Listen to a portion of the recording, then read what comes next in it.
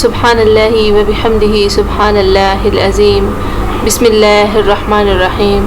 السلام علیکم دوستو، آج کی ویڈیو کا ٹاپک ہے دشمن کے مرنے پر کیا کہیں، یعنی جب دشمن کے مرنے کی خبر سنیں تو پھر کیا کہنا چاہیے، کیا دعا کرنی چاہیے۔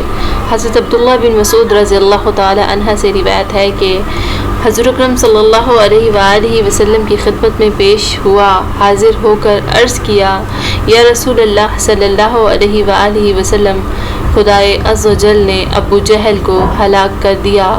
تو آپ صلی اللہ علیہ وآلہ وسلم نے فرمایا، الحمدللہ الذی نصر عبدہ وعز دینہ۔ الحمدللہ الذی، تمام حمد و ثنا اس اللہ کے لیے ہے، نصر عبدہ، جس نے اپنے بندے کی نصرت کی، وعز دینہ، اور دین کو عزت و غلبہ سے نوازا۔ آپ صلی اللہ علیہ وآلہ وسلم نے یہ فرمایا کہ اے اللہ، تو نے اسلام کے دشمن کو اسلام پر حاوی نہیں ہونے دیا اور دین اسلام کو عزت و غلبہ سے نوازا۔ اس بات پر آپ صلی اللہ علیہ وآلہ وسلم نے اللہ تعالیٰ کا شکر ادا کیا اور اللہ تعالیٰ کی حمد و ثنا کی۔